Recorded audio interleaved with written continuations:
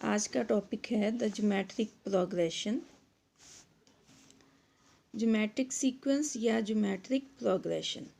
A sequence AN is called a geometric sequence or geometric progression, that is GP, if the ratio of any two consecutive terms is constant, that is AN by AN minus 1 is equal to constant। यहाँ देखें A N अगली term है और ए N minus one उससे पिछली term है। This ratio A N by A N minus one is called common ratio denoted by R, that is R is equal to A N by A N minus one where N is greater than one. इसको समझने के लिए आप ये देखें geometric progression.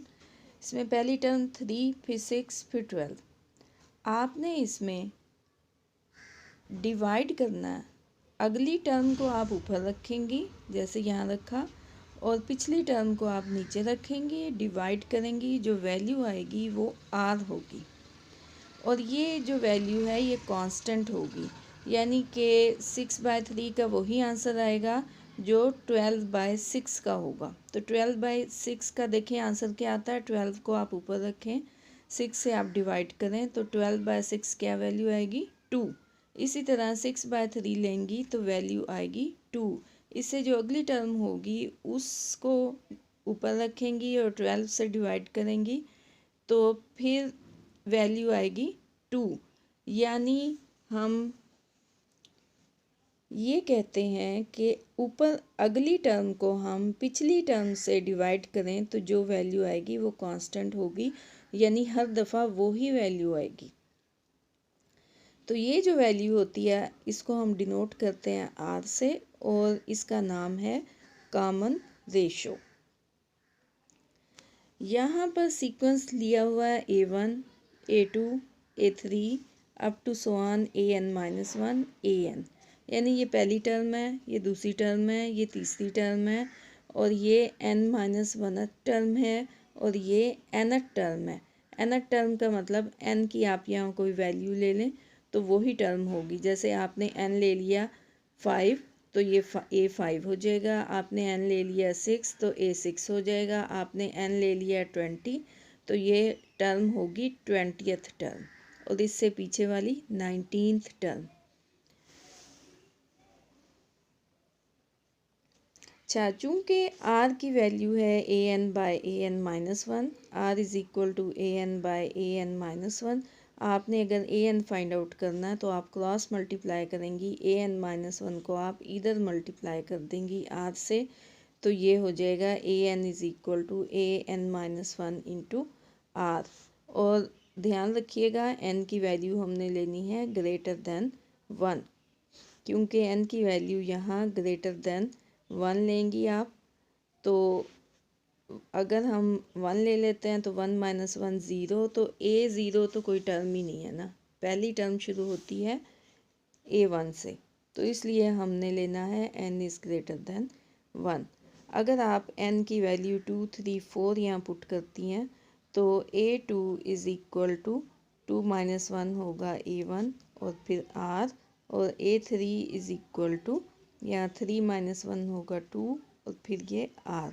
तो आप यहाँ A2 की वैल्यू पुट करेंगी जो कि ये है A1R, तो आप A2 की वैल्यू पुट कर रही हैं A1R, तो साथ ये वैल्यू है R, आप इन्हें मल्टीप्लाई करेंगी तो ये A1 होगा और R into R, R square. इसी तरह A4 इक्वल होगा, A4 अगर आप लेंगी तो A4 इक्वल होगा 4 माइनस 1 दैट इज़ A3R, तो A4 इक्वल होगा A3R के, और आप A3 की वैल्यू, A3 की ये वैल्यू है वो आप यहाँ पुट कर देंगी, तो यहाँ पुट करने से ये A1R स्क्वायर होगा और फिर उसके साथ होगा R, तो इस तरह A1R क्यूब। आप देखें A2 था तो A1R है, A3 था तो A1R स्क्वायर है, A4 था तो A1R क्यूब है, यानी सब में पहले A1 आता है और फिर R की वो पावर आती है जो इस नंबर से एक नंबर लेस होती है। तो अगर 3 है तो 2 आएगा, अगर 2 है तो r की पावर 1 होगी, अगर 4 है तो r की पावर 3 होगी। इसी तरह से अगर आप an लेंगी तो a1 तो आएगा ही आएगा और r की पावर n-1 होगी। रिमार्क है from formula number 2 any term of GP can be written in terms of A1 and R। तो आप देखें कोई भी टर्म हम ले रहे हैं तो वो A1 से और R से फाइंड आउट की जा सकती है।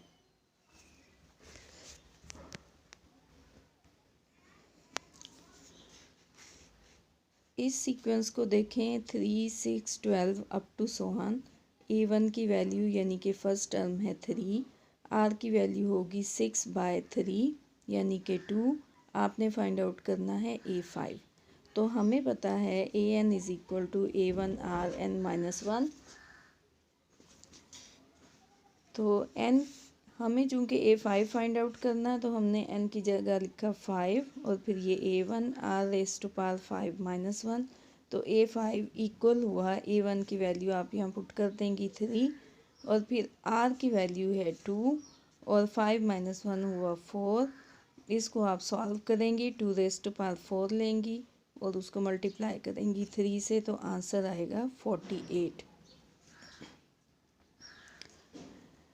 Find an if A4 is this, A7 is this of GP। आपने nth टर्म फाइंड आउट करनी है और nth टर्म का फार्मूला है जो कि आपने पीछे पढ़ा है। nth टर्म का formula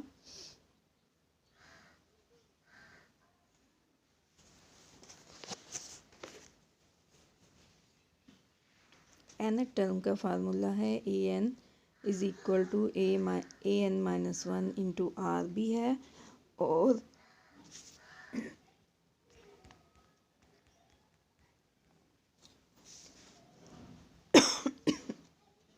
an is equal to A1 R n-1 भी है।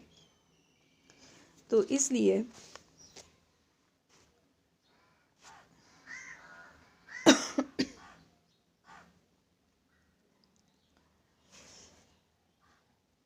हमें an फाइंड आउट करना है। A4 की वैल्यू गिवन है, A7 की वैल्यू गिवन है। तो A4 इक्वल है 8/27, ये हमें गिवन है। A4 को हम लिख सकते हैं A1 R³ जैसे कि हमने ये फार्मूला लिया an is equal to A1 R n-1।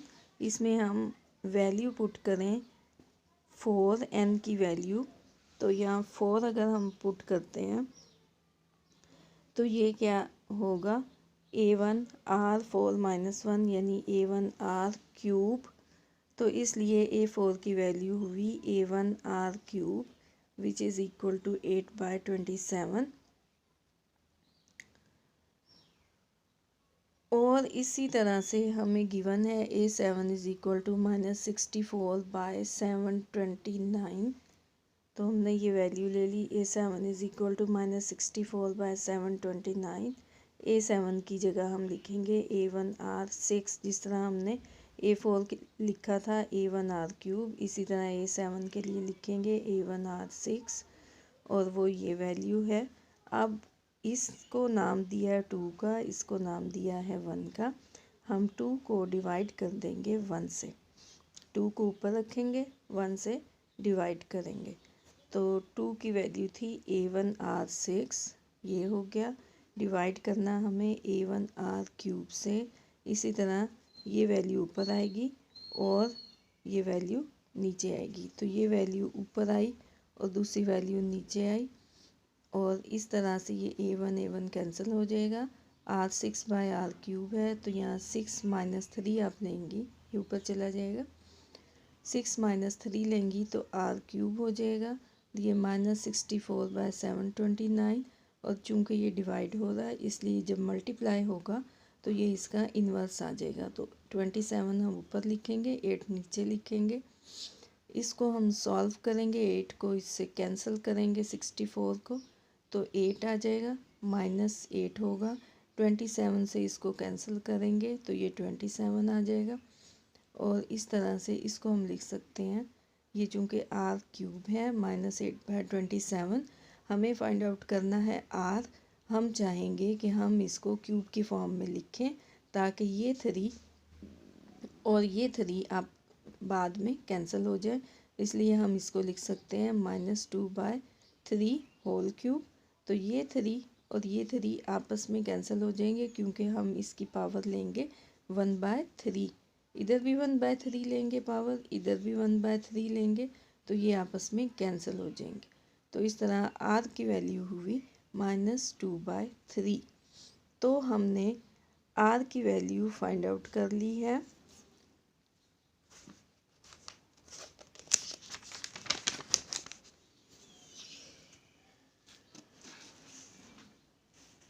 अब जो इक्वेशन थी पीछे a1r³ इज इक्वल टू 8/27, ये इक्वेशन थी a1r³ इज इक्वल टू 8/27, वो इक्वेशन हमने ली है। और उस इक्वेशन में हमने r की वैल्यू जो अभी फाइंड आउट की है वो पुट की है, यहाँ r की वैल्यू पुट की है। जब हम इसको पुट करेंगे, इसे सॉल्व करेंगे, ये 2 -2 क्यूब होगा तो ये -8 हो जाएगा, और 3 का क्यूब 27, और ये a1 है और ये 8/27। हमें अब यहाँ से a1 फाइंड आउट करना। आप देख सकते हैं दोनों साइड पर a की वैल्यू है, ये वैल्यू इससे कैंसिल हो जाएगी और यहाँ आ जाएगा -a1 इज़ इक्वल टू 1। और वो माइनस हम दोनों साइड पे माइनस से मल्टीप्लाई करेंगे तो इधर प्लस हो जाएगा और इधर माइनस हो जाएगा। इस तरह a1 की वैल्यू हो जाएगी -1। तो अब हमें a1 भी मिल गया और r भी मिल गया। तो इस तरह हम कोई भी वैल्यू अब फाइंड आउट कर सकते हैं। तो हमें an फाइंड आउट करना, तो an इक्वल होगा a1 r n-1। तो a1 की वैल्यू हुई -1, r की वैल्यू हुई -2/3 और whole raise to power n-1। फिर ये -1 वैसे ही है, -2/3 को आप लिख सकती हैं -1 इंटू 2/3, और ऊपर वैल्यू है n-1। ये वाला -1 ये है, ये हम -1 को ये पावर दे देंगे n-1, और फिर इसी तरह से 2/3 को भी हम पावर दे देंगे n-1। ये वैल्यू चूँकि ये बेसिस सेम है तो इस पे पावर है 1, ये दोनों ऐड हो जाएंगी, तो 1 + n-1। तो 1 + n-1 होगा, तो इधर वाला 1 इस वाले 1 से कैंसिल हो जाएगा और यहाँ बच जाएगा -1n, और ये वैल्यू है 2/3 n-1। तो हमें nth टर्म मिल गई। nth टर्म की वैल्यू है -1n इंटू 2/3 n-1।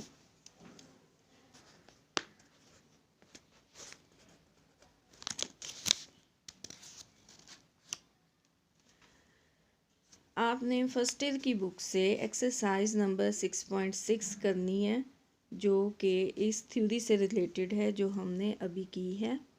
तो नेक्स्ट लेक्चर के तक के लिए अल्लाह हाफिज़।